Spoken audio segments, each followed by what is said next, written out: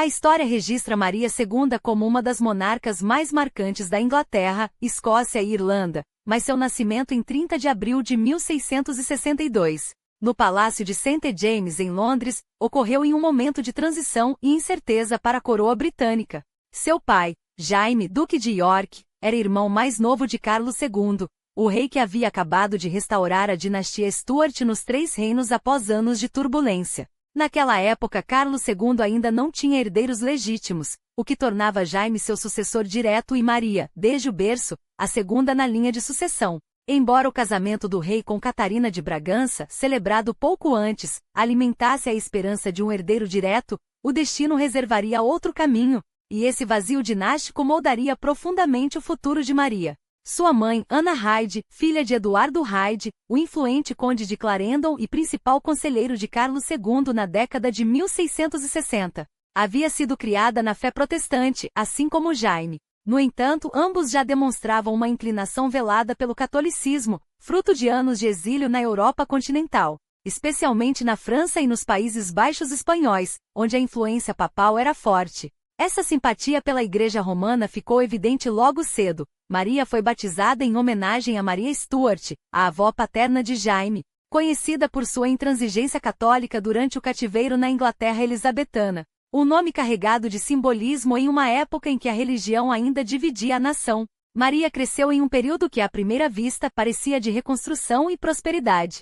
Seu avô, Carlos I, havia mergulhado os Três Reinos em um conflito sangrento nas décadas de 1630 e 1640. Primeiro ao tentar impor uma versão rígida do protestantismo na Escócia, vista por muitos como uma máscara para o catolicismo, e depois ao enfrentar a rebelião do parlamento inglês e dos católicos irlandeses. A Guerra dos Três Reinos culminou no julgamento e execução do rei em 1649, forçando Jaime e Carlos ao exílio enquanto Oliver Cromwell instaurava uma república puritana. Mas o experimento republicano durou pouco. Em 1660, com a morte de Cromwell, a nação, exausta, chamou Stuart de volta. Carlos II foi coroado, inaugurando a Era da Restauração, um tempo de festas, liberdades e aparente tranquilidade. Mas onde as tensões religiosas que haviam rasgado o país ainda fermentavam em silêncio. A infância de Maria refletia os privilégios e as formalidades da realeza da época. Batizada na fé anglicana, ela permaneceu fiel ao protestantismo ao longo da vida, em parte por ordem expressa de seu tio, o rei, que exigia que os filhos de Jaime e Ana fossem criados como anglicanos, independentemente das crenças dos pais. Sua educação ocorreu em Richmond, sob os cuidados de uma corte particular, como era comum entre os nobres do século XVII. A figura mais presente em sua criação não foi nem seu pai nem sua mãe, mas Lady Frances Villiers, esposa de Eduardo Villiers, sobrinho do poderoso Duque de Buckingham, que dominara a política inglesa nas décadas de 1610 e 1620. Eduardo, aliado próximo de Clarendon, garantia que Maria recebesse uma formação impecável, estudou os clássicos gregos e romanos, aprendeu dança, música e dominou o francês, língua que se tornava sinônimo de refinamento na Europa. Maria não foi a primeira nem a única criança do casal. Antes dela, Jaime e Ana tiveram um filho, Carlos, que morreu de varíola em 1661, com apenas 7 meses. Depois de Maria vieram mais 5 irmãos. Jaime, em 1663, Ana, em 1665, que se tornaria sua companheira de infância. Outro Carlos, em 1666, Edgar, em 1667, e Henriqueta, em 1669. A caçula, Catarina, nasceu em 1671. Além disso, Maria conviveu com vários meio-irmãos, frutos dos casos extraconjugais de Jaime, especialmente os 4 filhos que ele teve com Arabella Churchill entre 1667 e 1674, todos reconhecidos e integrados à corte. No entanto, a família, apesar de numerosa, foi assombrada pela tragédia. Enquanto os filhos ilegítimos de Jaime sobreviveram e prosperaram, os herdeiros legítimos de Ana foram ceifados precocemente. Em 1667, o pequeno Jaime, de quase 4 anos, sucumbiu à peste bubônica que assolava Londres. Pouco antes, seu irmão Carlos, de apenas 10 meses, havia morrido após convulsões no Palácio de St. James. 2 anos depois, Henriqueta faleceu com a mesma idade. A morte naqueles tempos era uma sombra constante e para Maria, Essas perdas marcariam sua juventude com uma melancolia que o esplendor da corte não conseguia apagar. O golpe mais devastador ainda estava por vir. Em 1671, a tragédia desabou sobre Maria com uma crueldade quase insuportável. No final de março daquele ano, sua mãe, Ana, sucumbiu após anos de agonia causada por um câncer de mama avançado, doença que, além de lhe roubar a vida, pode ter deixado sequelas nos filhos nascidos em seus últimos anos de sofrimento. Apenas 10 semanas depois, Edgar, seu irmão de 3 anos, o último menino da família, seguiu o mesmo caminho.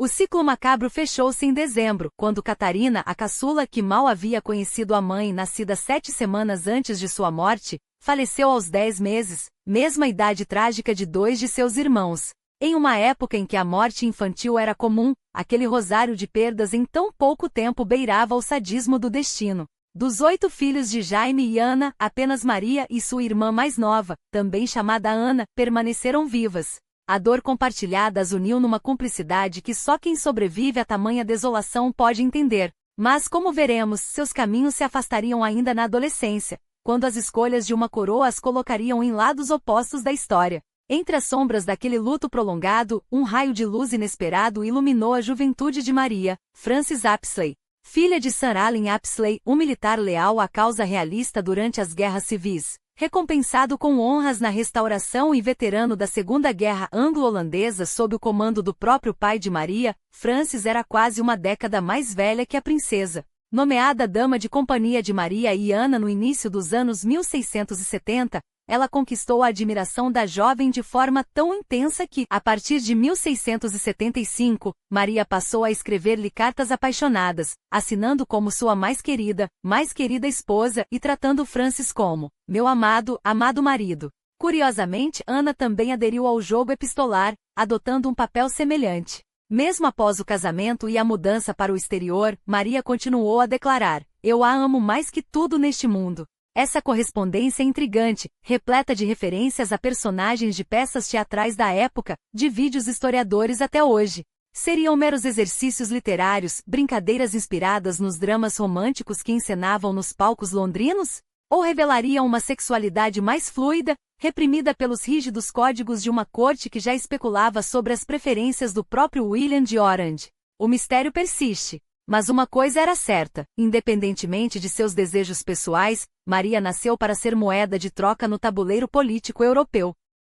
Com Carlos II sem herdeiros legítimos na década de 1670, sua sobrinha mais velha tornou-se peça-chave nas manobras diplomáticas do continente. A questão não era se ela se casaria, mas com quem, e essa escolha definiria o futuro da Inglaterra. 2 opções se apresentavam, cada uma carregando o peso de uma aliança estratégica: Louis, o Grande Delfim, herdeiro de Luís XIV, com quem uma união selaria a paz com a França e afastaria o espectro de mais guerras, ou Guilherme de Orange, estaduder da Holanda, cujo casamento significaria uma frente unida contra a expansão francesa nos Países Baixos e na Alemanha Ocidental. Louis, quase da mesma idade de Maria, representava o esplendor de Versalhes. William, já nos 20 e poucos anos, encarnava a austeridade protestante e a resistência holandesa. A balança pendeu para a Holanda.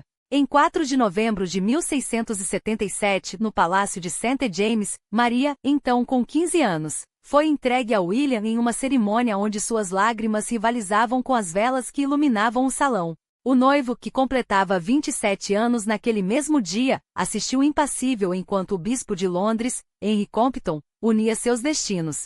Naquela noite, sob o olhar do tio Carlos II, ocorreu o ritual do bedding. A corte acompanhou o casal até os aposentos nupciais, onde o consumo do casamento selaria não apenas uma união, mas um tratado político. Casamentos reais raramente eram sobre amor, quase sempre sobre dever, e os desafios não terminaram ali. Enquanto os boatos sobre a homossexualidade de William já circulavam pela Inglaterra e pela Holanda, seus companheiros próximos eram alvo de murmúrios que nem mesmo a etiqueta da corte conseguia abafar. Maria carregava suas próprias sombras. Mas contra todas as probabilidades, daquele início tumultuado nasceria, com o tempo, uma parceria fortalecida por algo mais profundo que a conveniência. Uma fé protestante inquebrantável, que os uniria nas batalhas por vir. 2 semanas de mau tempo adiaram sua partida para os Países Baixos, mas em 14 de dezembro de 1677, Maria desembarcou em Haia como a futura rainha de uma república que, embora sem coroa, era uma das maiores potências da Europa. A Holanda do século XVII, pequena em território, gigante em influência, havia forjado o capitalismo moderno, bolsas de valores, companhias coloniais e uma rede de comércio que se estendia da Ásia às Américas. Suas riquezas alimentavam uma era de ouro nas artes e nas ciências, mas também atraíam a cobiça de Luís XIV, cujo exército já marchava para esmagar a resistência holandesa. Os primeiros anos do casamento foram um misto de ausências e esperanças. William, absorvido pelos últimos confrontos da Guerra Franco-Holandesa, deixava Maria sozinha por longos períodos. No entanto, a união logo deu frutos, uma gravidez anunciada, e um povo holandês que surpreendentemente abraçou sua nova princesa. Mas o destino, como Maria já sabia bem, tinha o hábito de surpreender, e nem sempre para melhor. O destino, que já havia ceifado a esperança de Maria com a perda do primeiro filho, agora se mostrava implacável. Em meados de 1678, enquanto visitava Breda, onde William coordenava a defesa das províncias meridionais contra os franceses, a princesa adoeceu gravemente. O que deveria ser uma viagem de apoio ao marido transformou-se em tragédia, um aborto espontâneo, seguido por uma sucessão de doenças nos anos seguintes. Os registros são nebulosos, mas tudo indica que entre 1679 e 1680, Maria sofreria pelo menos mais 2 crises graves, possivelmente outras perdas gestacionais. As complicações deixaram marcas permanentes. Apesar de seu desejo público e privado por um herdeiro, uma necessidade política tanto quanto pessoal, o casal jamais conheceria a alegria de um filho. A infertilidade, naquele mundo onde a linhagem era moeda de poder, tornava-se um fardo silencioso, mas pesado. Enquanto Maria enfrentava suas batalhas íntimas nos Países Baixos, do outro lado do Canal da Mancha, seu pai, Jaime, mergulhava em uma crise de proporções explosivas. Embora Maria e sua irmã Ana tivessem sido criadas como protestantes, uma concessão estratégica de Carlos II para acalmar os ânimos religiosos do reino, Jaime era um católico convicto. Por anos, ele ocultara sua fé ciente do perigo que representava. Um monarca católico em um país onde o protestantismo era quase dogma. Mas em 1673, o Test Act arrancou a máscara. A lei obrigava todos os funcionários públicos a declararem sua religião, e a verdade veio à tona. O Duque de York, herdeiro presumido do trono, era papista. Pior, Carlos II, apesar de sua fama de libertino e de uma corte que transbordava bastardos, frutos de amantes como Barbara Palmer, Nell GWYNN e Mal Davis, não conseguia gerar um herdeiro legítimo com a rainha Catarina. 3 abortos no início do casamento selaram o destino da sucessão. Sem um filho legítimo, Jaime estava cada vez mais próximo do trono. A perspectiva de um rei católico acendeu o pavio da crise da exclusão. Entre 1679 e 1681, o parlamento tentou, sem sucesso, barrar Jaime da linha sucessória. Carlos II, mestre na arte de manipular facções, conseguiu conter a revolta, mas as sementes da discórdia já estavam plantadas. Quando o rei morreu em fevereiro de 1685, possivelmente vítima de uremia, depois de uma vida de excessos, o pesadelo tornou-se realidade. Jaime II foi coroado. E não perdeu tempo. Em meses, suas ações deixaram claro que não governaria como um monarca tolerante. Nomeações de católicos para cargos-chave, ataques aos privilégios protestantes e uma política religiosa cada vez mais agressiva acenderam o sinal de alerta. A Inglaterra, que já tremia com a ideia de um rei papista, agora via seu pior medo confirmado. E foi então que Maria, sem querer, tornou-se peça central de um jogo perigoso. Antes mesmo da coroação de Jaime, sinais já apontavam para seu papel futuro. James Scott, Duque de Monmouth, filho ilegítimo de Carlos II, mas protestante e carismático, havia se tornado uma figura querida nos Países Baixos, onde Maria e William o recebiam com honras. Para muitos ingleses descontentes, Monmouth era a alternativa ideal, um Stuart, mas sem o estigma do catolicismo. Em 1685, ele tentou tomar o trono à força. A rebelião de Monmouth foi um desastre, mal organizada, sem apoio popular, esmagada em semanas. O duque foi executado por traição e Maria e William, embora tenham se distanciado publicamente, não puderam apagar o fato de que por anos, abrigaram ilegitimidade a um pretendente ao trono de Jaime. O recado estava dado. Se o rei insistisse em sua rota colisional, haveria quem olhasse para o casal de Orange como salvadores. O estupim veio em 1688. Primeiro, com as medidas cada vez mais ousadas de Jaime em favor dos católicos. Depois, com o nascimento de um herdeiro masculino, James Francis Edward, fruto de seu casamento com Maria de Módena. De um golpe, Maria foi destronada na linha sucessória, e o bebê, criado como católico, selaria o futuro da dinastia. Para os protestantes mais radicais, era inaceitável. 7 figuras poderosas, conhecidas pela história como Sete Mortais, tomaram uma decisão audaciosa. Em 30 de junho de 1688, uma carta cruzou o Canal da Mancha, o convite a William. O documento, assinado por lordes generais e até um bispo, não tinha meias palavras. Pedia a William que invadisse a Inglaterra, depusesse Jaime e tomasse o trono ao lado de Maria. As acusações eram graves. Além da tirania religiosa, insinuavam que o pequeno príncipe não era filho legítimo de Jaime mas um impostor, uma farsa urdida para garantir a sucessão católica. O que Maria sentiu ao ler aquelas linhas? A história guarda o silêncio sobre suas lágrimas ou sua resolução. Mas uma coisa era certa: o tabuleiro estava montado. O pai, que ela amara apesar de tudo, agora era o obstáculo. O marido, com quem dividia lealdades e ambições, tinha nas mãos a chance de reescrever a história. E ela, Maria, estava no olho do furacão, não mais como princesa distante, mas como a peça que poderia decidir o futuro de 3 nações. A escolha que fizessem nos próximos meses mudaria tudo, e o preço, como sempre, seria alto. O destino traçado pelos deuses, ou pelos homens, reservava a Maria um desfecho cruel. O exército de seu marido marcharia sobre a terra que a viu nascer, não para conquistá-la, mas para destronar seu próprio sangue. O pai, que um dia a embalara nos braços, agora seria confrontado com uma escolha amarga: curvar-se a exílio pacífico ou resistir até o fim, como seu avô Carlos I, e encontrar a morte no cadafalso. A história já escrevia suas linhas com tinta de ferro e fogo, e Maria, aprisionada entre o juramento ao marido e o amor pelo pai, sentia o peso de cada palavra que trocavam. Quando Guilherme lhe escreveu, em 1688, que ela seria tão boa filha quanto sempre foi para um pai que a amou com tanta ternura, as letras devem ter queimado em suas mãos.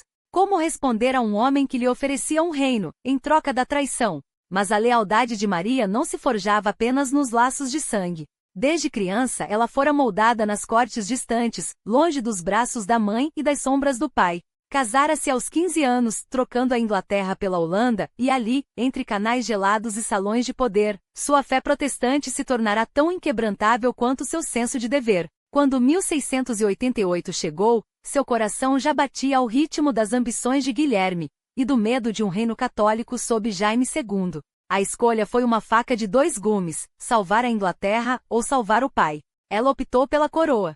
E assim, com a bênção de uma princesa dividida, Guilherme desferiu seu golpe. A Holanda, blindada por décadas de guerra contra a França, era uma máquina de conquista. Em novembro, 20.000 homens desembarcaram na costa inglesa não como invasores, mas como libertadores convocados por uma nação que já não suportava seu rei. Jaime II, traído pelos próprios generais, muitos deles protestantes, como o conde de Torrington, que desertou com a frota real, viu seu poder desmoronar como areia entre os dedos. Em 23 de dezembro, enquanto Londres se preparava para o Natal, ele fugia para a França, deixado escapar por Guilherme em um gesto calculado. Melhor um rei exilado do que um mártir. Maria, que aguardava nos Países Baixos, finalmente pisou em solo inglês não como uma estrangeira, mas como rainha. A entrada triunfal em Londres foi um espetáculo de propaganda. Carruagens douradas, multidões aclamando, e um marido que pela primeira vez, não precisava se curvar a ninguém. Mas havia um problema. Para que a Revolução Gloriosa não fosse vista como um golpe vulgar, Maria devia reinar. Afinal, era ela, a filha primogênita, a herdeira legítima. Porém, como uma mulher do século XVII poderia governar acima de seu marido? A solução foi tão audaciosa quanto frágil: 2 tronos, uma coroa. O precedente existia, mas era perigoso. 40 anos antes, Maria Tudor, a sanguinária, tentará o mesmo com Felipe da Espanha, mas sua morte precoce enterrara o experimento. Desta vez, porém, o acordo era claro. Mesmo que Maria morresse primeiro, Guilherme continuaria a reinar. Era uma face elegante à monarquia conjunta que escondia uma verdade inconveniente. O poder, como sempre, estaria nas mãos dele. Ainda assim, em 11 de abril de 1689, a abadia de Westminster testemunhou um ritual nunca antes visto: 2 soberanos coroados lado a lado. Guilherme sentou-se no trono de Eduardo, o Confessor, usado por reis há séculos. Maria em uma cadeira feita às pressas, réplica imperfeita do original, destinada a ser esquecida após aquele dia. Até hoje ela repousa no silêncio da abadia, testemunha muda de um pacto que mudou a história. Até o orbe e a coroa de Maria foram improvisados.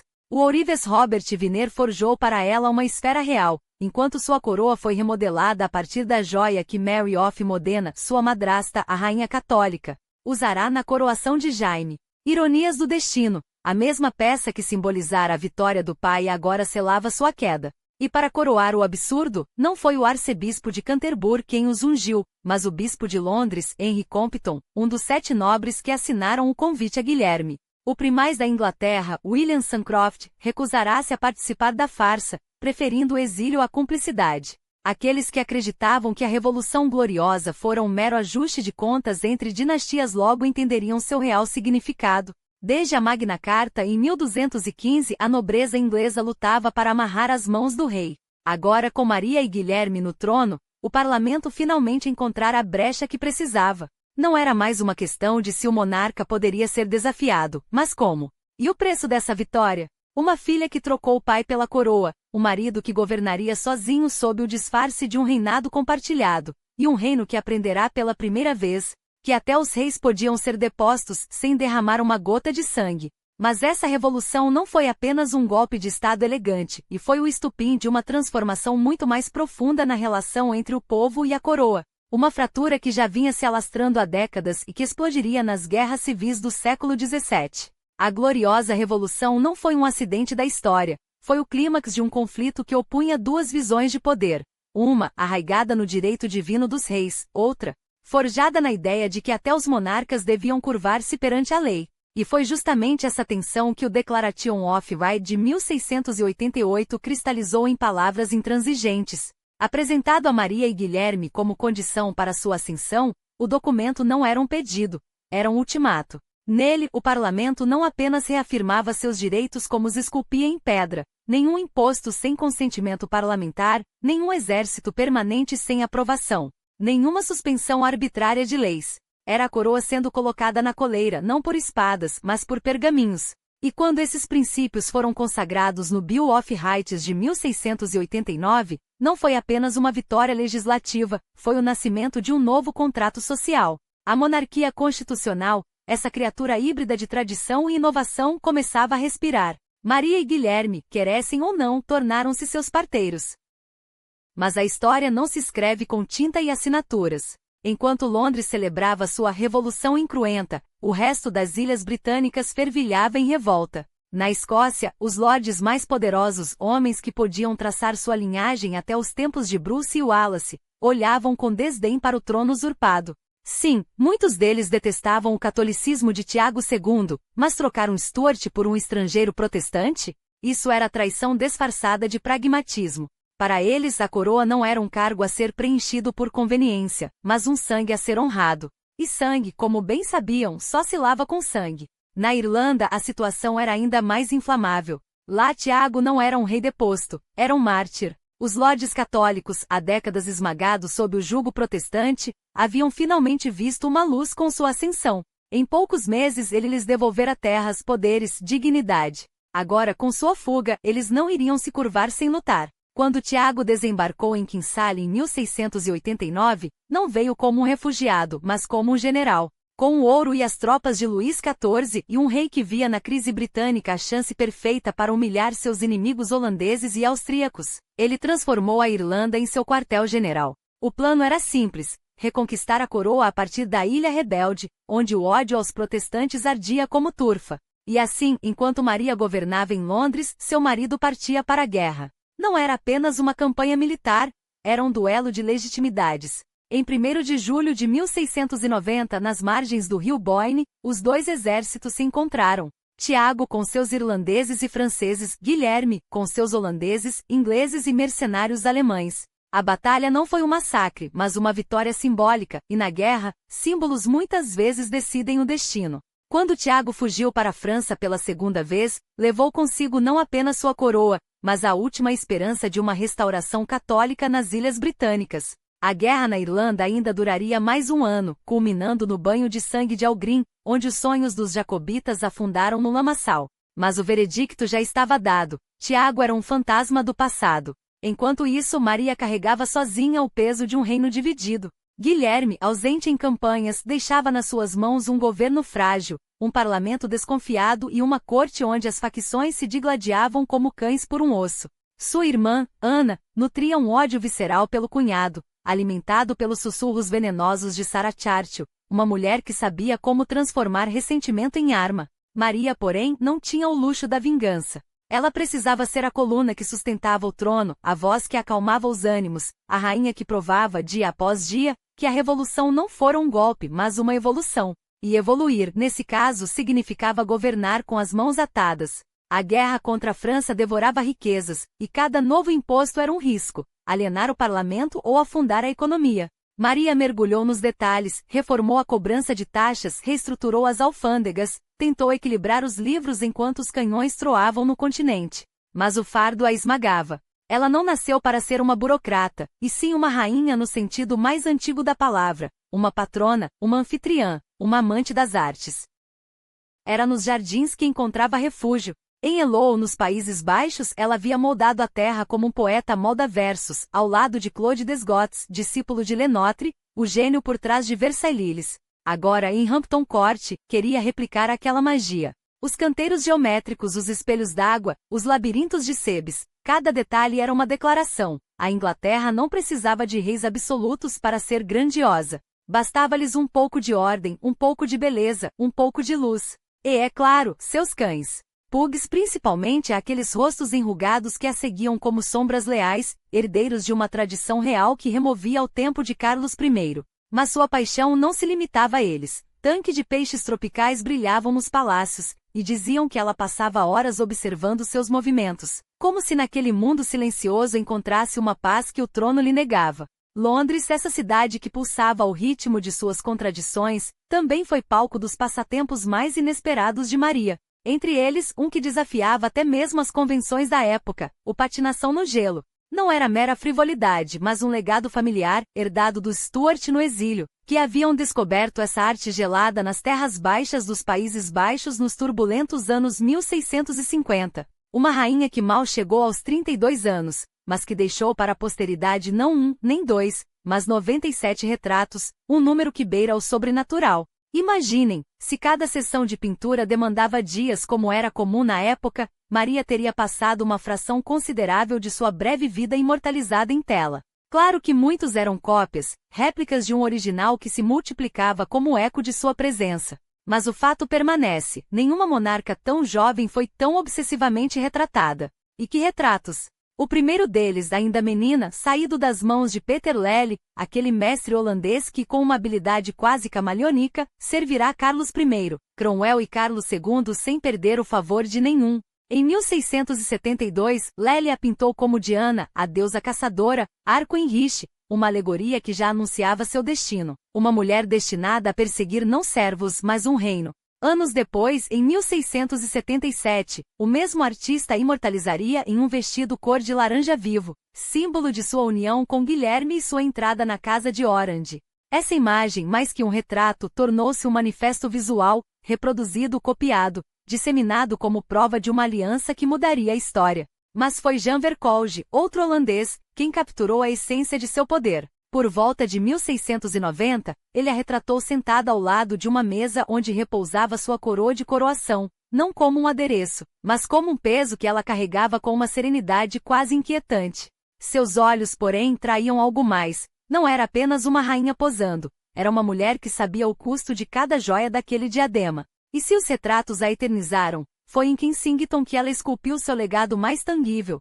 O que hoje conhecemos como Palácio de Kensington nasceu de uma modesta casa de 2 andares, erguida no tempo de seu bisavô, Jaime I, por um certo Sir George Coppin. Quando Maria e Guilherme a adquiriram em 1689, das mãos de Daniel Finn, conde de Nottingham, ela não passava de uma residência campestre, um refúgio dos miasmas do Tâmisa e da fuligem londrina que agravavam a asma do rei. Mas Maria viu além das paredes de tijolos jacobeus. Ela chamou o arquiteto do século, Sir Christopher Wren, o homem que havia ressuscitado Londres das cinzas do grande incêndio. Sob suas ordens, a casa transformou-se em palácio, torres de 3 andares ergueram-se como sentinelas, abrigando apartamentos reais e alas para a corte. Os jardins, antes simples, ganharam uma grandiosidade geométrica, enquanto a rainha, insatisfeita, ordenou a construção da King's Gallery, um espaço que ainda hoje guarda ecos de seu gosto refinado.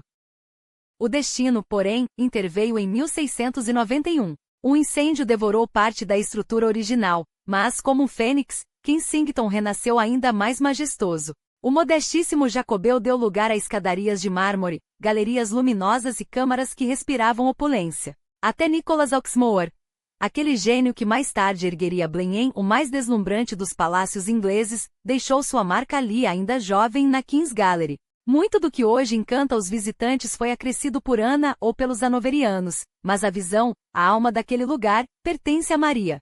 Foi ela quem transformou um retiro rural em um símbolo de poder, sem ostentação excessiva, mas com uma elegância que só os verdadeiramente poderosos conseguem impor. E não foi apenas a pedra que ela moldou. A música, essa linguagem divina, também floresceu sob seu patrocínio. Henry Purcell, o gênio que um dia comporia marchas fúnebres de sua própria rainha, encontrou nela uma mecenas exigente. Maria não queria os floreios barrocas da França ou da Áustria, aqueles sons que para ela cheiravam a incenso e a Roma. Queria algo inglês, algo que soasse como os salmos austeros de sua fé protestante. Purcell, com sua habilidade inigualável, atendeu. Suas composições mesclavam a solenidade dos textos sagrados com a força dos tambores e das cordas, afastando-se dos pianos e violinos que dominavam as cortes católicas. Era música para uma corte que pretendia ser virtuosa, não decadente. Mas havia um propósito maior por trás desse mecenato. Maria via na arte e na moralidade duas faces da mesma moeda. Londres, afinal, ainda carregava as cicatrizes da libertinagem de Carlos II, um reinado onde o pecado era celebrado nos palcos, nas tavernas e nos alcovas. Ela não toleraria que seu governo fosse manchado pelo mesmo relaxamento. Em 1691, apoiou a fundação da Society for the Reformation of Manners, um grupo determinado a erradicar o que considerava os vícios da cidade. Blasfêmias, prostíbulos, bebedeiras e peças teatrais que corrompiam os costumes. Não era puritanismo por puritanismo, era uma cruzada. Maria emitiu proclamas, censurou dramaturgos e até financiou a publicação de sermões que pregavam a sobriedade, como se cada palavra impressa pudesse lavar a alma de Londres. E em certa medida funcionou. A cidade que outrora rira com a devassidão de Pepys e tremera com os excessos da restauração começou a se curvar a um novo código. Não por medo, mas porque Maria, apesar de sua relutância em governar sozinha, tinha uma autoridade silenciosa.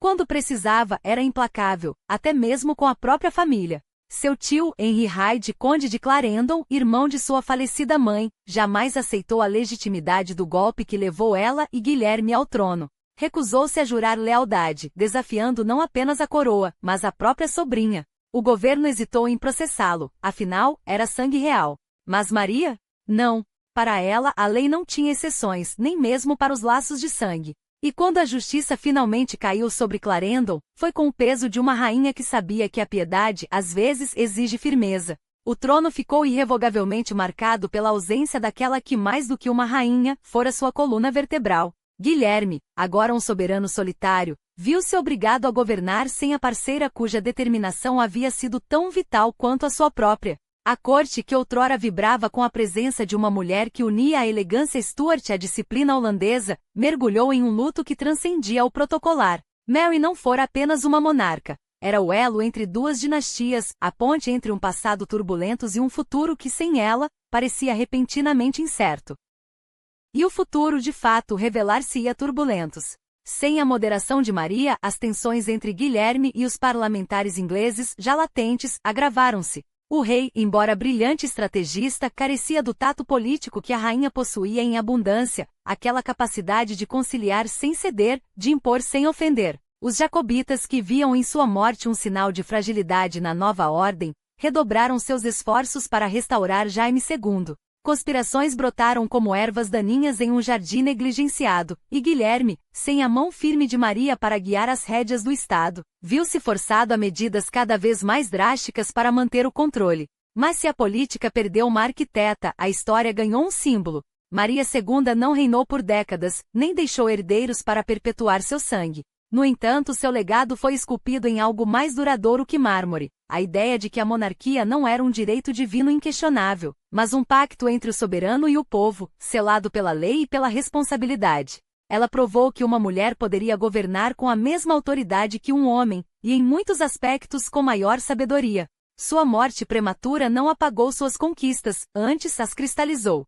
O College of William e Mary, que levava seu nome, tornaria-se um farol de conhecimento nas colônias americanas, formando gerações que um dia desafiariam o próprio império que ela ajudara a consolidar. A Act of Toleration, que ela defenderá com tanto vigor, plantou as sementes de uma sociedade mais plural, onde a fé não seria mais um instrumento de opressão, mas de coexistência. E então a Kensington, o palácio que ela transformou de uma modesta residência campestre em um símbolo de poder e refinamento, onde os jardins eram tão meticulosamente planejados quanto suas políticas. Ali, entre as paredes que testemunharam seus últimos dias, Maria deixará sua marca mais íntima, não em decretos ou batalhas, mas na maneira como redefiniu o que significava ser uma rainha. Não uma figura distante, envolta em mistérios e cerimônias vazias, mas uma líder que compreendia que a verdadeira autoridade nascia do exemplo. Quando a varíola a levou, não foi apenas uma monarca que morreu, foi a encarnação de uma era que se recusava a terminar. Guilherme, agora um viúvo em um trono instável, tentaria seguir adiante. Mas todos sabiam, sem Maria, algo essencial se fora. O Glorious Revolution havia perdido sua alma. E a Inglaterra, embora não soubesse ainda, jamais seria a mesma. Guilherme persistiu no trono, reinando sobre Inglaterra, Escócia e Irlanda, mas nunca deixou de ser visto, nos murmúrios dos salões e nas tabernas londrinas, como um estrangeiro incômodo, um holandês ambicioso cuja influência, muitos acreditavam, seria varrida com sua morte. Afinal, ele e Maria não haviam deixado herdeiros. Mesmo que o rei viúvo se casasse novamente e gerasse um filho, as leis de sucessão já estavam traçadas. Qualquer descendente seu ficaria atrás de Ana, a irmã sobrevivente de Maria, e de seus futuros herdeiros. Mas o destino, cruel com os Stuarts, já havia escrito um epílogo ainda mais sombrio para essa linhagem. Ana, com seu histórico de gravidezes trágicas, 17 ao todo, havia visto cada esperança de continuidade se desvanecer em abortos, natimortos ou crianças que mal sobreviveram aos primeiros anos. Seu único filho a ultrapassar a infância, o pequeno Guilherme, Duque de Gloucester, morreu em 1700 aos 11 anos, por causas nunca esclarecidas. Quando Guilherme III faleceu em março de 1702, aos 51 anos, após uma queda de cavalo que agravou uma pneumonia, Ana subiu ao trono já como a última vela a arder de uma dinastia condenada. 12 anos depois, em 1714, um derrame a levaria também, e com ela se apagaria para sempre o nome Stuart na linha direta de sucessão. O trono, então, passou para Jorge, eleitor de Hanover, um primo distante ligado aos Stuarts apenas por laços de sangue enfraquecidos, neto de Isabel, filha de Jaime I. Assim, sem alarde nem glória, a casa de Stuart cedia lugar à de Hanover, que governaria por mais de um século. Mas a história não se renderia sem luta. Os jacobitas, partidários de Jaime II e de seu filho, o velho pretendente, tentariam 2 vezes reconquistar o trono, em 1715 e em 1745, com rebeliões sangrentas nas terras altas da Escócia. Ambas fracassaram, afogadas em traição, exílio e o peso de um tempo que já não lhes pertencia. Maria II, porém, permanece como um enigma gravado na memória da nação. De um lado, foi peça-chave em um dos capítulos mais decisivos da história britânica, sua posição como filha primogênita de Jaime II, sua fé protestante inquebrantável e seu casamento com Guilherme de Orange tornaram-na a ponte perfeita para a Revolução Gloriosa. Sem ela, o reinado católico de seu pai poderia ter se estendido pelo século XVIII, arrastando a Inglaterra de volta à órbita de Roma e sufocando as sementes do constitucionalismo que floresceram com a Declaração de Direitos de 1689. Nesse sentido, seu legado é inegável. Ela ajudou a forjar a monarquia moderna, onde o poder do rei finalmente se curvava à lei. Mas por outro lado, sua figura se esvai em sombras. Aceitou reinar ao lado do marido, mas nunca disputou com ele a liderança. Quando muito, governou em sua ausência com uma timidez que contrastava com a audácia de seus atos. Sua vida foi um rosário de perdas: a ruptura com o pai, a morte precoce aos 32 anos, o luto por filhos que nunca chegou a ter. E quando a varíola a levou, em 1694, mal 5 anos após sua coroação, levou consigo a chance de consolidar um reinado próprio. Foi, portanto, uma rainha de paradoxos. ao mesmo tempo arquiteta e espectadora de sua própria era. Traiu o pai em nome de uma fé e de um futuro que julgava maior? Ou será que, como muitos sussurraram, traiu apenas por ambição? Salvou a Inglaterra do catolicismo, mas deixou que seu marido escrevesse a história. Seu nome ecoa nos livros como sinônimo de revolução, mas sua voz, se é que algum dia foi ouvida, se perdeu no tempo. Resta-nos perguntar: Maria II foi uma herdeira que soube escolher entre lealdade e destino, ou uma peça movida por forças maiores que ela mesma? Sua coroa foi um ato de coragem ou de conveniência? E se a história a absolveu da acusação de traição, foi por justiça, ou porque os vencedores, afinal, sempre escrevem os anais?